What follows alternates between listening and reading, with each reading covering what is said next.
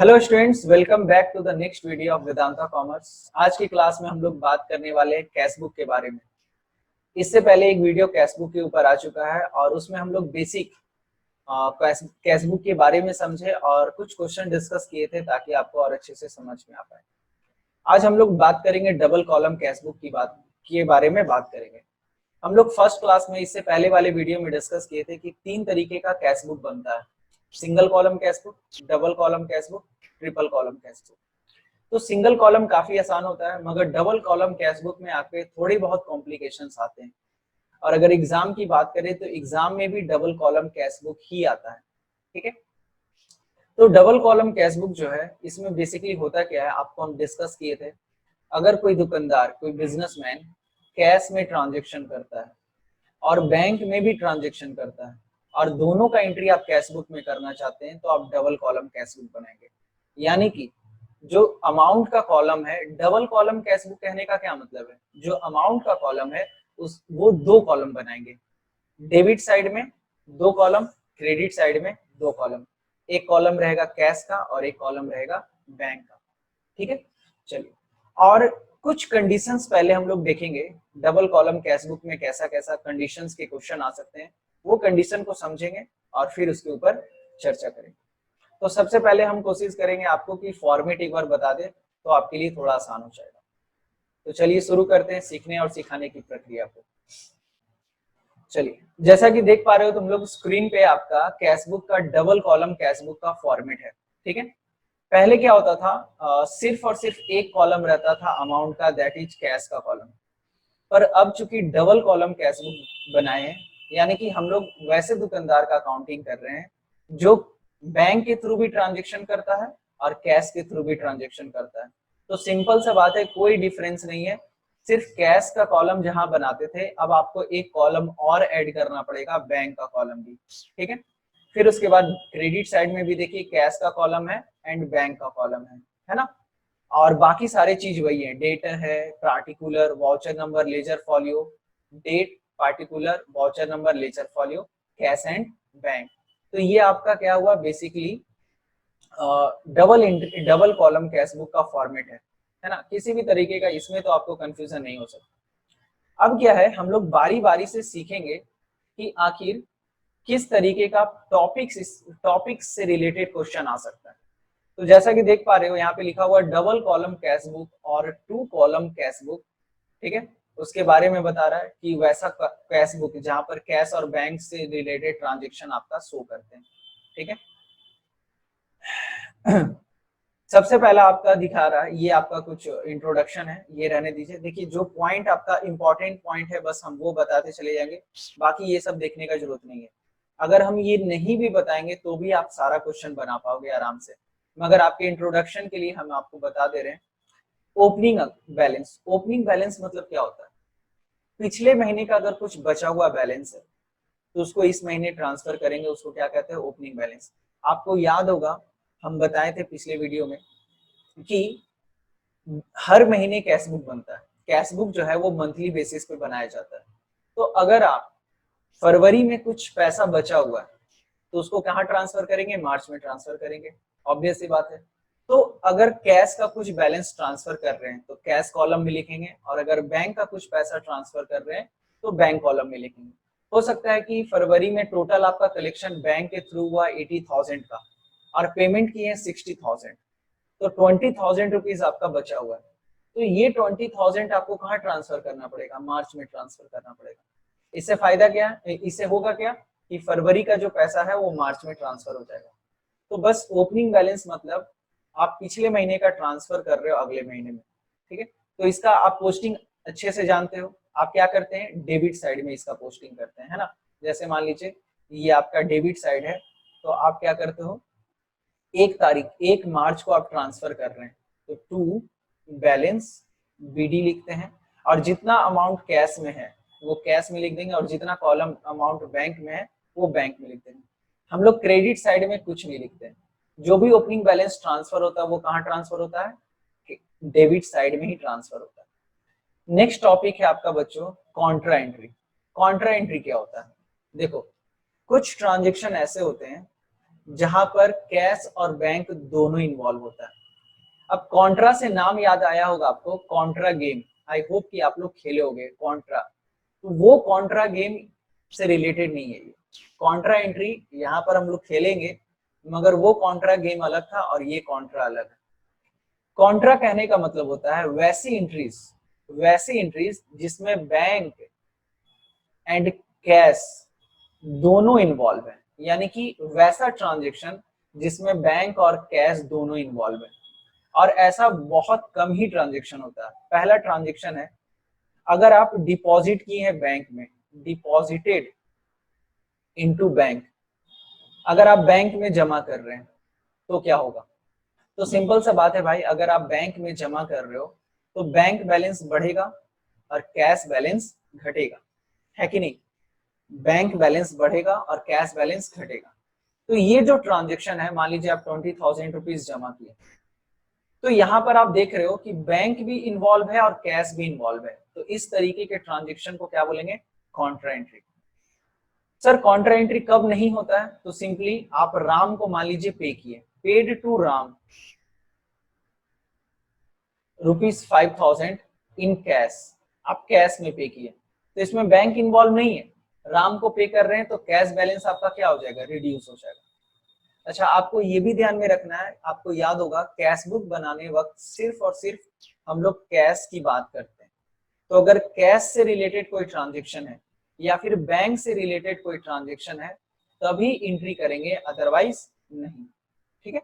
अच्छा, एक और बात क्या है कि अगर राम को आप पे करते चेक से, अगर राम को आप पे करते चेक से, तो आपका क्या घटता, बैंक बैलेंस घटता।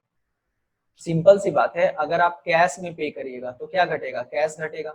और अगर चेक से पेमेंट करिएगा तो चेक से पेमेंट करेंगे तो आपका अमाउंट कहाँ से घटेगा, बैंक से घटेगा ना, इसलिए बैंक बैलेंस क्या हो जाएगा, रिड्यूस हो जाएगा। ठीक है। तो अभी कुछ हम लोग सीखेंगे, मैं पहले इंट्रोडक्शन देखेंगे, देन जाके हम लोग कुछ क्वेश्चन डिस्कस करेंगे। तो सिंपली आप यहाँ पर देख पा रहे हो क्या कह रहा है, डिपॉजिटेड इनटू बैंक 20,000 रुपया। तो 20,000 जब आप बैंक में जमा करते हैं तो बैंक बैलेंस तो बढ़ गया, मगर कैश बैलेंस क्या हो गया, घट गया। क्यों, क्योंकि सिंपल सा बात है भाई, तुम्हारे पास 20,000 रुपया था, आप बैंक में जमा किए, तो बैंक में जैसे ही जमा किए बैंक बैलेंस तो बढ़ गया, पर जो तुम्हारे पास कैश था 20,000 वो क्या हो गया, रिड्यूस हो गया। अब इसका एंट्री कहाँ होगा, तो बाबू इसका एंट्री दो जगह होगा, डेबिट में भी होगा, क्रेडिट में भी होगा। क्योंकि आपको याद होगा कॉन्सेप्ट क्या बताए थे, जब भी पैसा बढ़ता है ना, जब भी पैसा रिसीव होगा, तो रिसीव होगा तो क्या होगा, डेबिट साइड में लिखेंगे। और जब भी पैसा घटेगा, यानी कि जब कहीं पेमेंट करेंगे तो उसको कहाँ लिखेंगे, जब भी हम लोग पे करेंगे तो कहाँ लिखेंगे, क्रेडिट साइड में लिखेंगे। ठीक है। तो यहाँ पर तुम देख रहे हो कैश जो है आपका घट रहा है, और चूंकि कैश घट रहा है तो ये लिखेंगे क्रेडिट साइड में, और बैंक बैलेंस आपका बढ़ रहा है तो इसको हम लोग कहाँ लिखेंगे, डेबिट साइड में लिखेंगे। ठीक है। देखिए कैसे लिखेंगे, सिंपल सा फंडा है। अगर मान लीजिए कॉन्ट्रा एंट्री है, मान लीजिए 5 तारीख को, 5 मार्च को हम पेमेंट कर रहे हैं, तो 5 मार्च आपका बैंक बैलेंस बढ़ रहा है। ठीक है, ध्यान देना, ये थोड़ा सा कॉम्प्लिकेटेड है, मगर अगर एक बार अच्छे से देख लोगे तो सब कुछ क्लियर हो जाएगा। आप बैंक में जमा किए तो बैंक बैलेंस बढ़ा है, कितना बढ़ा है, 20,000 रुपया। तो जैसे ही 20,000 रुपया बढ़ा है तो बैंक के कॉलम में 20,000 रुपया आप लिख देंगे, कैश के कॉलम में कुछ नहीं लिखना, क्योंकि इंक्रीज क्या हुआ है, बैंक, इसलिए डेबिट साइड में बैंक कॉलम में लिख रहे हैं। क्यों बढ़ा ये 20,000 रुपया, क्यों बढ़ा, क्योंकि आप कैश जमा किए, तो लिखेंगे टू कैश, क्या लिखेंगे, टू कैश अकाउंट। तो सिंपल सा फंडा है, टू कैश, 5 तारीख को बैंक में जमा किए, तो बैंक में जमा किए तो बैंक बैलेंस बढ़ा है, इसलिए हम लोग क्या किए हैं, बैंक को 20,000 रुपए से बढ़ाएं। और क्या जमा किए हैं, अगर राम जमा करता तो कैश के जगह पे राम लिखते, मगर आप क्या जमा किए हो, कैश जमा किए हो, तो क्या लिखोगे, कैश। ठीक है। चलिए नेक्स्ट आपका क्या है, अगर चूंकि आप बैंक में जमा किए हैं, बैंक में जमा किए हैं तो आपका कैश घट भी रहा है, तो 5 तारीख को चूंकि कैश घट रहा है तो इसका इफेक्ट क्रेडिट साइड में भी जाएगा, कितना जाएगा, 20,000 रुपीज, है ना, 20,000 रुपीज आपका कैश क्रेडिट साइड में जाएगा। और कब घट रहा है, 5 तारीख को, तो 5 तारीख लिखें, 5 मार्च बाई बैंक। सर यहाँ पे बैंक क्यों लिखे? क्योंकि तुम्हारा कैश किस वजह से घट रहा है ये बताओ। सर क्योंकि बैंक में जमा किए इसलिए कैश घट रहा है। तो सिंपल सा फंडा है, कैश घट रहा है तो क्रेडिट साइड में लिखेंगे, कैश घट रहा है तो कैश के कॉलम में लिखेंगे। क्यों घट रहा है? तो सर बैंक में जमा किए इसलिए घट रहा है, इसलिए बैंक लिखें। अगर यही पैसा हम राम को दिए होते, अगर यही पैसा राम को दिए होते तो बाई राम लिखते, है ना, बाई राम लिखते। और जो भी अमाउंट है, अगर मान लीजिए 6,000 रुपया दिए होते तो 6,000 रुपया यहाँ पे लिख देते, मगर यहाँ पर ऐसा कुछ नहीं हो रहा। बात क्लियर है? तो इसी चीज को कहते हैं कॉन्ट्रा एंट्री। अब चूंकि ये कॉन्ट्रा एंट्री है, हमको एक छोटा सा काम और करना है। क्या करना है? तो सर चूंकि कॉन्ट्रा एंट्री है, एक ही ट्रांजेक्शन में दोनों हुआ है, तो कॉन्ट्रा एंट्री में हम सी लगा देते हैं। तो यहाँ पर लेजर फॉलियो के कॉलम में हम लोग क्या करेंगे? सी लिख देंगे। बस ये क्या इंडिकेट कर रहा है कि आपने कॉन्ट्रा एंट्री पास किया है। तो हर वो ट्रांजेक्शन जिसमें कैश और बैंक दोनों इन्वॉल्व है, एक ही ट्रांजेक्शन में कैश भी इन्वॉल्व है, बैंक भी इन्वॉल्व है, या तो कैश घट रहा है या तो कैश बढ़ रहा है, या तो बैंक बढ़ रहा है या तो बैंक घट रहा है, तो एक ही ट्रांजेक्शन में कैश और बैंक दोनों इन्वॉल्व है, तो उसको बोलते हैं कॉन्ट्रा एंट्री। अगर कैश बढ़ रहा है तो कैश को डेबिट में लिखेंगे, और कैश घट रहा है तो कैश को डेबिट में लिखेंगे। ठीक है? डेबिट में तब लिखते हैं जब इंक्रीज होता है, क्रेडिट में तब लिखते हैं जब डिक्रीज होता है। सिंपल सा फंडा है, और इसी तरीके से हम लोग प्रेजेंट करते हैं। ठीक है? एक छोटा सा एग्जांपल और लेते हैं ताकि आपको फिर से समझ में आए और अच्छे तरीके से। देखिए दूसरा एग्जांपल, अगर मान लीजिए उल्टा इसको करते हैं, आप बैंक से विड्रू किए, withdrew from bank for office use, office use के लिए आप पैसा निकाले, ऑफिस में कुछ पैसे का जरूरत था, कैश नहीं था, इसलिए आप गए बैंक और बैंक से निकाल लिए। कितना निकाले? 50,000 रुपया। अब ये बताओ, जैसे ही तुम बैंक से निकाले आपका बैंक बैलेंस क्या हो गया? घट गया, मगर कैश बैलेंस आपका क्या हो गया? इंक्रीज हो गया। आप ऑफिस यूज के लिए निकाले हो, अभी खर्च नहीं किए हो, बस बैंक गए 50,000 रुपया निकाले। क्यों निकाल रहे हो भाई? क्योंकि ऑफिस में पैसा नहीं है, निकाल लिए। तो अब ये बताइए, बैंक बैलेंस घट रहा है तो ये कहाँ जाएगा? क्रेडिट साइड में, और कैश बैलेंस बढ़ रहा है तो ये कहाँ जाएगा? डेबिट साइड में। कैसे इसको प्रेजेंट करेंगे? चलिए देखते हैं, एकदम आसान है ये। ठीक है? ब्लैक पेन से अब लिखते हैं। मान लीजिए ये ट्रांजेक्शन जो है वो 6 मार्च को हो रहा है, अगले दिन। तो 6 मार्च को आपका बैंक बैलेंस बढ़ रहा है, इसलिए सॉरी कैश बैलेंस बढ़ रहा है, तो कैश बैलेंस बढ़ रहा है 50,000 रुपया, तो यहाँ पर लिख दिए 50,000। कैश कहां से आया? सर बैंक से आया, तो कहा लिखेंगे? To bank account. ठीक है? अच्छा, आपका बैंक बैलेंस घट भी रहा है, तो बैंक बैलेंस घट रहा है तो क्रेडिट साइड में लिखेंगे, बैंक वाले कॉलम में। बैंक घट रहा है इसलिए बैंक के कॉलम में लिखे। कितना लिखे? 50,000 रुपया। सर क्यों घट रहा है बैंक? क्योंकि बाबू आप कैश निकाल लियो, तो बाई कैश। ठीक है? कब? तो 6 मार्च को। अब चूंकि ये कॉन्ट्रा एंट्री है, चूंकि ये कॉन्ट्रा एंट्री है, तो सी यहां पर भी लिख देंगे और सी यहां पर भी लिख देंगे, बस हो गया। इसी को कहते हैं कॉन्ट्रा एंट्री। बात समझे? दोनों कंडीशन आपको सिखा दी। आई होप कि आपको ये बहुत अच्छे से क्लियर होगा। देखिए, आई होप कि आपको कॉन्ट्रा एंट्री का जो 2 क्वेश्चन बताए वो आपको क्लियर होगा, और उसी कॉन्ट्रा एंट्री को जो हम आपको बताए हैं सरल शब्द में, उसको यहाँ पे एक्सप्लेन किया है। कैश डिपॉजिटेड इनटू बैंक, है ना, और cash withdrew from bank for office use. दोनों एग्जाम्पल लिए, और दोनों एग्जाम्पल के मदद से आपको हम समझाने का कोशिश किए। ठीक है?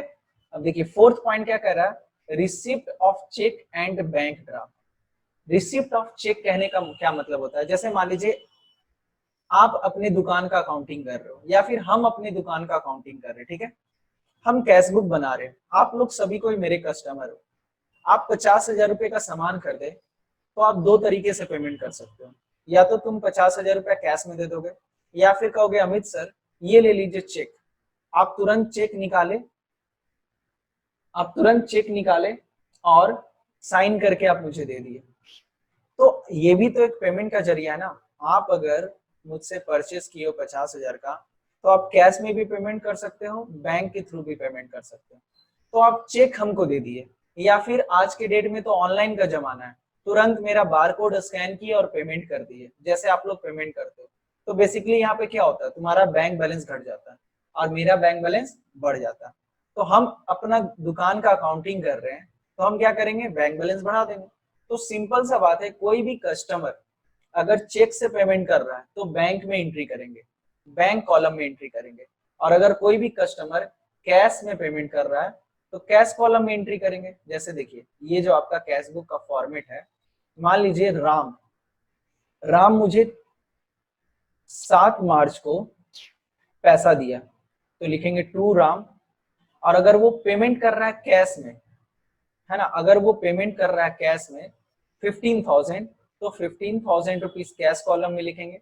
और वो ऑनलाइन पेमेंट किया मेरे बैंक अकाउंट में, कितना, 30,000 रुपया, तो 30,000 बैंक कॉलम में लिखेंगे। बात समझ में आ रहा है? तो सिंपल सा फंडा है, कैश में मिला है तो कैश कॉलम में, और बैंक में मिला है तो बैंक कॉलम में, एकदम कोई इशू नहीं है इसमें।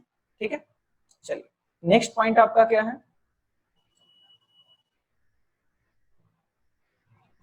Payment by check.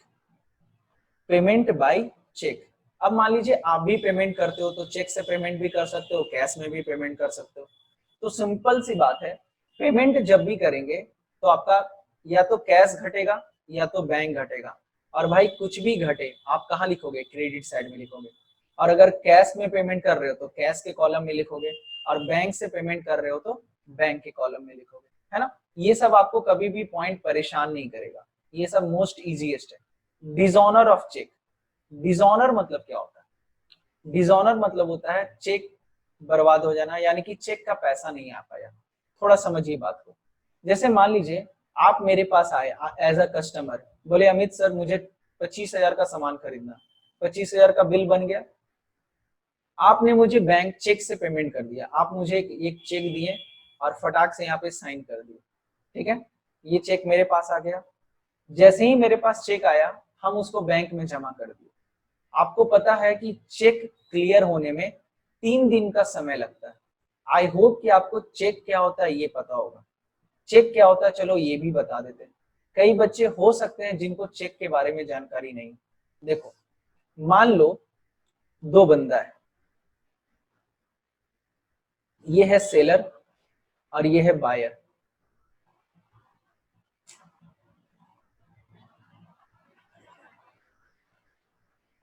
ये है बायर, ठीक है। तो बायर जो है पेमेंट करना चाहता है, ये पेमेंट करना चाहता है, मगर किसके थ्रू पेमेंट करना चाहता है, बैंक के थ्रू पेमेंट करना चाहता है। तो बायर के पास क्या है, एक चेक होता है। चेक में क्या होता है ना, ये इसका बैंक, इसका जो बैंक है, बायर का जो बैंक है उसको दिया होगा। मान लीजिए बायर किसका कस्टमर है, एसबीआई का कस्टमर है, तो एसबीआई वाला इसको एक चेक दिया होगा। यहाँ पर ये मेरा नाम लिखेगा अमित, और यहाँ पर अमाउंट लिखेगा 50,000, और ये तुरंत साइन करके दे देगा। और ये चेक किसके पास आ जाएगा, ये चेक आ जाएगा मेरे पास। ठीक है, चलिए ये चेक एक हाथ से ये साइन किया और ये चेक किसके पास आ गया, मेरे पास आ गया। अब जाहिर सी बात है, ये चेक हम कहाँ लेके जाएंगे, अपने बैंक लेके जाएंगे और बैंक में जमा कर देंगे। फिर मेरा जो बैंक बैलेंस है, अगर सब कुछ सही रहा तो मेरा बैंक बैलेंस क्या हो जाएगा, इंक्रीज हो जाएगा। 50,000 रुपए उसमें क्या हो जाएगा, ऐड हो जाएगा। ठीक है, मगर ये कब होगा, जब इस बंदे के अकाउंट में पैसा होगा, जब बायर के अकाउंट में पैसा होगा तभी ना इसके अकाउंट से, बायर के अकाउंट से कट के सेलर के अकाउंट में आ जाएगा। मगर सेलर के अकाउंट, बायर के अकाउंट में पैसा ही नहीं है, बायर के अकाउंट में मात्र 10,000 रुपया। तो ऐसा नहीं होता है कि 10,000 पहले आ जाएगा फिर जब 40,000 डालेगा तो आएगा, नहीं, वन टाइम में पूरा पैसा आता है। अगर बायर के अकाउंट में 51,000 है, 50,000 कट जाएगा और उसके अकाउंट में 1,000 बचेगा और मेरे अकाउंट में 50,000 रुपया आ जाएगा। मगर बायर के अकाउंट में 49,000 है तो पैसा नहीं कटेगा, और इस चेक को हम कहेंगे कि चेक जो है वो क्या हो गया, बाउंस हो गया। बाउंस हो गया, या फिर आप इसको क्या कह सकते हैं, डिसऑनर भी बोल सकते हैं। जनरली दुकानदार लोग क्या बोलता है, बाउंस, मगर हम लोग टेक्निकल टर्म में इसको क्या बोलते हैं, डिसऑनर होना। डिसऑनर होना कहने का मतलब ये चेक का जो असली फंक्शन था वो चीज नहीं हो पाया। बात समझे? तो अब यहाँ पर सोचो थोड़ा क्या हुआ होगा, है ना।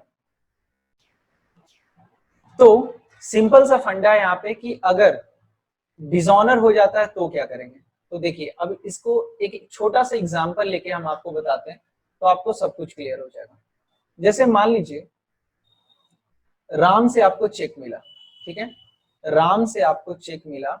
ये जो राम 7 तारीख को राम चेक दिया, है ना, ये जो ग्रीन ब्लू लाइन से हाईलाइट कर रहे ग्रीन ग्रीन लाइटर से, ये देखना 7 तारीख को राम से चेक मिला, 15,000 रुपया कैश मिला। तो भाई कैश कभी डिसऑनर नहीं होता, कैश तो कैश आ गया, कोई दिक्कत नहीं है।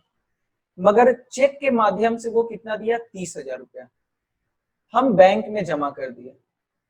बैंक वाला हमको 10 तारीख को फोन किया, अमित जी आपने जो 10,000 का राम का जो चेक जमा किया था 30,000 रुपए का, राम के अकाउंट में पैसा नहीं था, इस वजह से आपका बैंक बैलेंस जो है वो उतना का उतना ही, ना आपका बैंक बैलेंस घटा है ना बैंक बैलेंस बढ़ा है। क्योंकि भाई बैंक वाला क्या करे इसमें, अब राम के अकाउंट में पैसा ही नहीं है तो वो तो पैसा नहीं डालेगा ना, वो तो पैसा नहीं डालेगा। तो बेसिकली हो क्या रहा है कि जब हम चेक हमको मिला था तो जैसे ही राम से हमको चेक मिला हम बैंक कॉलम में 30,000 रुपए लिख दिए, अपना बैंक बैलेंस बढ़ा लिए। मगर जब बैंक वाला मुझे बोला कि भाई अमित जी आपके अकाउंट में तो पैसा ही नहीं आया, तो हम क्या करेंगे, कब फोन आया है मुझे 10 तारीख को, तो 10 मार्च को अपना बैंक बैलेंस हमको घटाना पड़ेगा, जितना से बढ़ाए थे उतना से घटाना पड़ेगा। कितना से बढ़ाए थे, 30,000 से बढ़ाए थे तो 30,000 रुपए घटाएंगे, इसलिए लिखेंगे क्रेडिट साइड में। आप ऐसा नहीं कर सकते हो कि सर ऐसा करेंगे ना इसको काट देंगे, इरेज कर देंगे, तो बाबू ऐसा नहीं होता है ना। सिंपल सा फंडा है, आपको सिखाए हैं। अगर किसी भी चीज को कैंसिल करना है, अगर वो डेबिट में लिखे थे तो उसको कैंसिल करने के लिए क्रेडिट में लिख दो, और अगर क्रेडिट में लिखे थे तो कैंसिल करने के लिए कहाँ लिख दो, डेबिट साइड में। तो ये जो 10 तारीख को ट्रांजेक्शन हो रहा है, जब पता चला कि बैंक बैलेंस मेरा नहीं बढ़ा है, तो हम क्या करेंगे, बाई राम बोल के फिर से क्या करेंगे, अपना बैंक कॉलम को घटा देंगे, बस। इसी को कहते हैं डिसऑनर। डिसऑनर मतलब जो चेक हमको मिला था उसका पैसा मेरे अकाउंट में नहीं आ पाया, तो चूंकि नहीं आ पाया तो ठीक है भाई, उसको हम क्या किए, रिड्यूस कर दिए, और इसी चीज को कहते हैं आप डिसऑनर ऑफ चेक। एकदम आसान, ठीक है। चलिए थोड़ा सा और कुछ देखते हैं, नया पॉइंट अगर रहे तो, हालांकि अब तो नहीं होना चाहिए, है ना। रिसिप्ट ऑफ चेक, ये हो गया, दोनों पॉइंट कवर कर दिए इसका। हाँ, पेमेंट बाय चेक बोल रहा है, तो भाई पेमेंट ये भी हो चुका है। Cash discount, payment by cheque कहने का मतलब चेक से पेमेंट किए हो चुका है, डिसऑनर ऑफ चेक भी हो चुका है।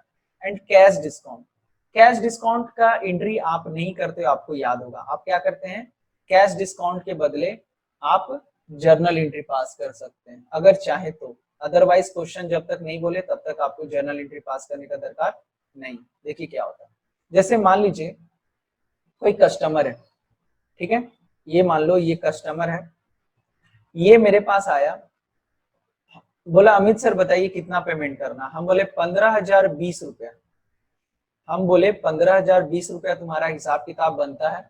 ये बंदा तुरंत हमको क्या किया, 15,000 रुपया कैश पकड़ाया और बोला चलिए ठीक है सर ओके।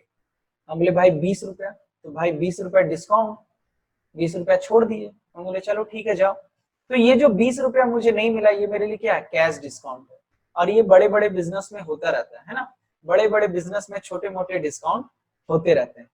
तो अब इसका एंट्री क्या होगा, तो सिंपल सा एंट्री है भाई, बैंक में सॉरी कैश के माध्यम से आपको 15,000 रुपया मिला है, तो 15,000 यहाँ पे लिखेंगे।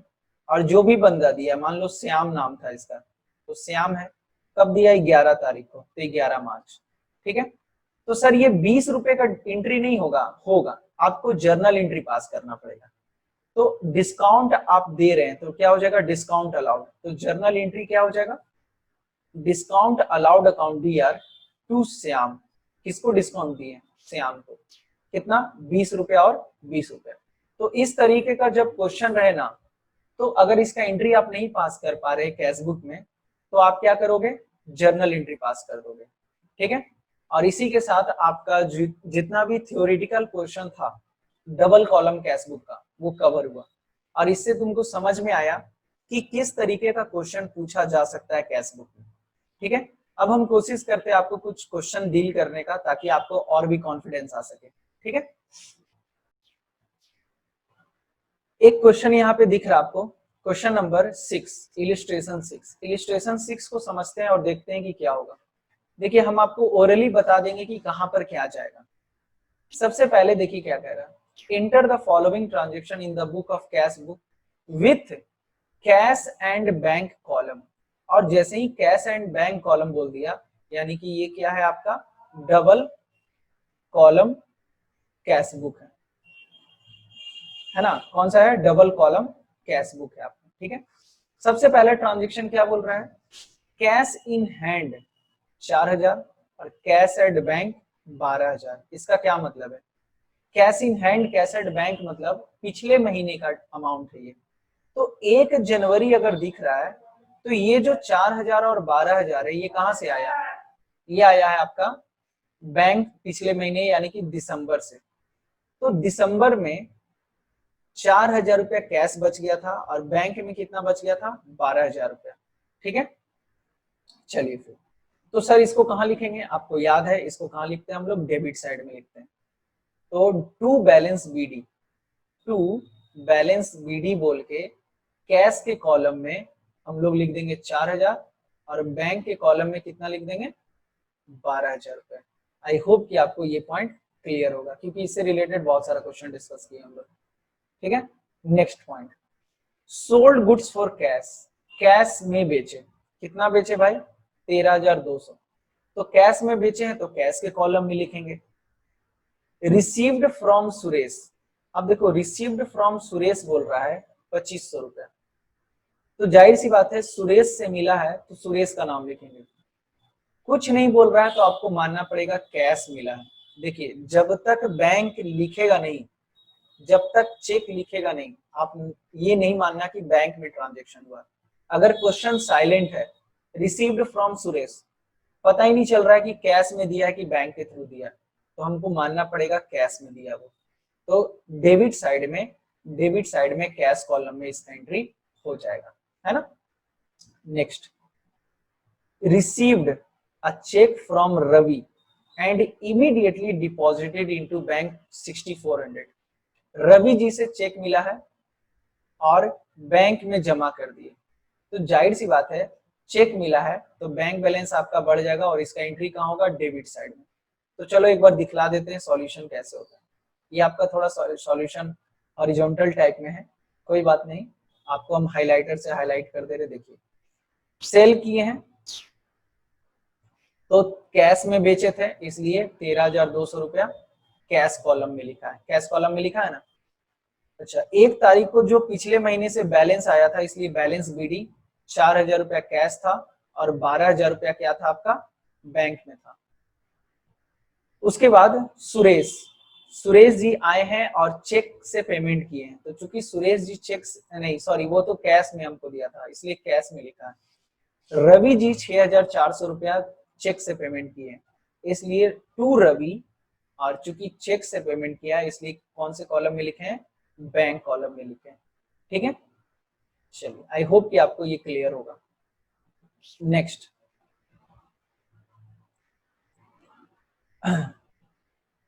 Salary paid to office staff by cheque. अब ये बताइए आप अपने स्टाफ को सैलरी दे रहे हैं चेक से, तो कैश थोड़ी घटेगा, क्या घटेगा, बैंक घटेगा। क्या घटेगा, बैंक। और चूंकि बैंक घट रहा है इसका एंट्री कहाँ होगा, क्रेडिट साइड में। तो कॉन्सेप्ट जो सीखे थे वही लगा रहे हो, बस फर्क इतना है कि डबल कॉलम कैश बुक है ये, तो कैश वाला ट्रांजेक्शन कैश में और बैंक वाला ट्रांजेक्शन बैंक में लिखेंगे, है ना। चलिए आगे बढ़ते हैं। नेक्स्ट है आपका paid Sudhir by cheque, Sudhir को चेक से पेमेंट कर रहे हैं तो क्रेडिट साइड में लिखेंगे बाय सुधीर, बाय सुधीर, और कौन से कॉलम में लिखेंगे, बैंक वाले कॉलम में हम लोग अमाउंट को लिख देंगे, है ना। नेक्स्ट है आपका पेड ट्रेवलिंग एक्सपेंस। अब देखिए ट्रेवलिंग एक्सपेंस पेमेंट कर रहा है 1200 रुपया मगर कौन से फॉर्म में पेमेंट कर रहा है, कैश में दे रहा है, बैंक में दे रहा है, नहीं पता है, तो हम लोग क्या मानेंगे, कैश मानेंगे। और चूंकि पेमेंट कर रहे हैं तो कहाँ लिखेंगे, क्रेडिट साइड में। ठीक है, नेक्स्ट है आपका परचेज, कैश परचेज, तो कैश कॉलम में लिखेंगे। कैश डिपॉजिटेड इनटू बैंक, ये क्या हो जाएगा, कॉन्ट्रा एंट्री। ध्यान दीजिए 16 तारीख को क्या बोल रहा है, कैश डिपॉजिटेड इनटू बैंक, तो बैंक में जमा किए तो बैंक बैलेंस बढ़ गया और कैश बैलेंस घट गया, तो ये चल जाएगा डेबिट में और ये चल जाएगा क्रेडिट में। तो देखिए बुक में कैसे कॉन्ट्रा एंट्री करता है, ध्यान दो 16 तारीख को। तो देखिए 16 तारीख को टू कैश, चूंकि बैंक बढ़ रहा है इसलिए डेबिट साइड में बैंक कॉलम में लिखा है 10,000 रुपया, ब्लू लाइन से हाईलाइट कर रहे हैं। और सी लिखा है ना, सी मतलब क्या होता है, कॉन्ट्रा एंट्री। तो चूंकि बैंक बैलेंस बढ़ा है इसलिए बैंक बैलेंस हम लोग बैंक में 10,000 रुपया लिख दिए डेबिट साइड में। और बैंक क्यों बढ़ा, क्योंकि कैश आया है। अब क्रेडिट साइड में आइए 16 तारीख को बाई बैंक,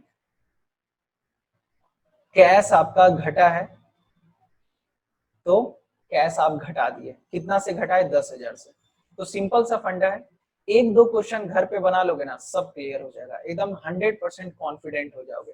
ठीक है, चलो नेक्स्ट आपका क्या है, नेक्स्ट है कैश सेल, हो जाएगा।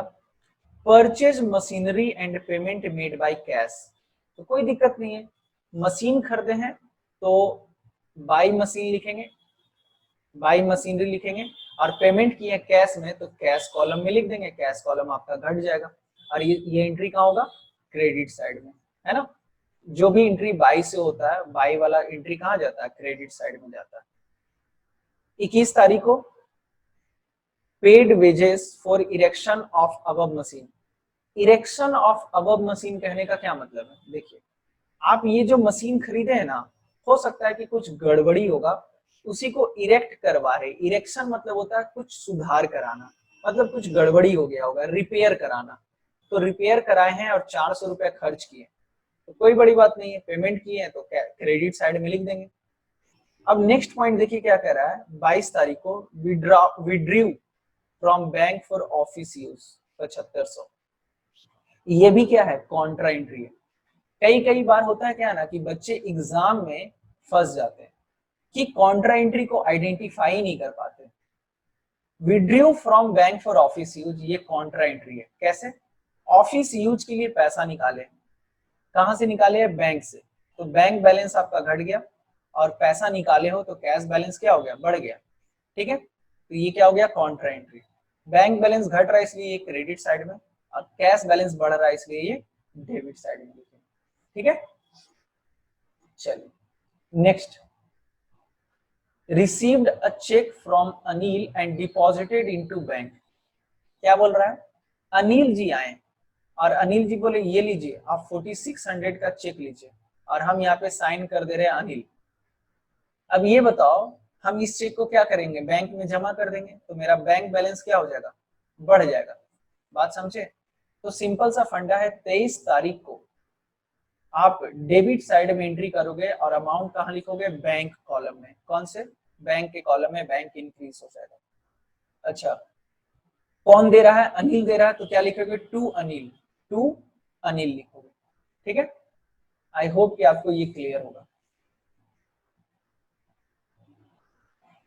नेक्स्ट,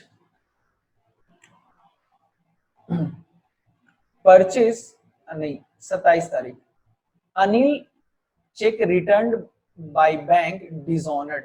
देखिए 23 तारीख को हमको चेक मिला और 27 तारीख का क्या कह रहा है, Anil check return by bank dishonoured, bank वाला वापस कर दिया, बैंक वाला वो चेक वापस कर दिया 27 तारीख को। बोला भाई अनिल जी के अकाउंट में पैसा ही नहीं था, तो अब क्या करेंगे, अब आपको बैंक बैलेंस घटाना पड़ेगा, क्योंकि अनिल जी के कारण आप अपना बैंक बैलेंस बढ़ाए थे मगर आपके अकाउंट में तो पैसा आया ही नहीं, तो आपको क्या करना पड़ेगा, मजबूरन अपना बैंक बैलेंस घटाना पड़ेगा। कब, 23 तारीख को बढ़ाए थे, 27 तारीख को घटाना पड़ेगा। ठीक है, सिंपल सा फंडा है ना। अच्छा, नेक्स्ट है आपका purchase a computer and paid by cheque, कोई दिक्कत नहीं है, कंप्यूटर परचेज कर रहे हैं और चेक से पेमेंट कर रहे हैं, तो बैंक बैलेंस घट रहा है तो क्रेडिट साइड में लिखेंगे। और क्या लिखेंगे, बाई कंप्यूटर नहीं, ऑफिस इक्विपमेंट लिखेंगे, क्योंकि कंप्यूटर के जगह पे हम लोग क्या लिखते हैं, ऑफिस इक्विपमेंट। याद है ना, जर्नल एंट्री में पढ़ाए थे, है ना, इक्विपमेंट। अगर कंप्यूटर लिख भी दोगे तो उतना गलती नहीं है, मगर अगर अच्छे स्टूडेंट बनना चाहते हो तो आप कंप्यूटर के जगह पे क्या लिखेंगे, ऑफिस इक्विपमेंट। इससे क्या होता है ना कि टीचर को समझ में आता है कि चलो बच्चा को जानकारी है, डीप अंडरस्टैंडिंग है, ठीक है। चलो फिर इसके बाद लास्ट पॉइंट क्या कह रहा है, paid charity and paid into bank. 30 तारीख को क्या कर रहा है, पेड चैरिटी। पेड चैरिटी मतलब दान पुण्य की है, तो जाहिर सी बात है कैश में ही किए होंगे, कुछ नहीं बोल रहा है तो कैश ही लिखेंगे, तो कैश बैलेंस आप अपना घटा दोगे। मगर लास्ट एंट्री देखिए, पेड इनटू बैंक, इसका क्या मतलब है, पेड इनटू बैंक मतलब होता है बैंक में जमा किए, कितना जमा किए, 12,000, तो ये भी क्या हो जाएगा, कॉन्ट्रा एंट्री। क्यों हो जाएगा कॉन्ट्रा एंट्री, क्योंकि भाई बैंक में जमा किए हो तो बैंक बैलेंस तो बढ़ जाएगा मगर कैश बैलेंस क्या हो जाएगा, घट जाएगा। क्योंकि बैंक में जमा क्या करोगे, आलू प्याज कि कैश, सर कैश जमा करेंगे। नहीं सर हम तो घर का सोना जमा किए, तो बाबू घर का सोना का बात नहीं कर रहे हैं, बिजनेस का बात कर रहे हैं, ठीक है। तो कैश जमा किए हो तो कैश बैलेंस घट गया, तो ये हो जाएगा क्रेडिट साइड में। अब बैंक बैलेंस जमा किए हैं, बैंक में जमा किए तो बैंक बैलेंस बढ़ जाएगा, तो ये हो जाएगा आपका डेबिट साइड में, ठीक है। तो आज हम लोग कैश बुक का कुछ कॉन्सेप्ट सीखे और एक क्वेश्चन डिस्कस किए ताकि आपको समझ में आ जाए कि किस तरीके का क्वेश्चन आता है। अगले वीडियो में हम लोग एक क्वेश्चन, दो क्वेश्चन सॉल्व करेंगे ताकि और भी कॉन्फिडेंस आपको आ सके। तो फिलहाल आज की वीडियो में बस इतना ही। थैंक यू सो मच, मिलते हैं नेक्स्ट वीडियो में। टिल देन जय हिंद जय भारत।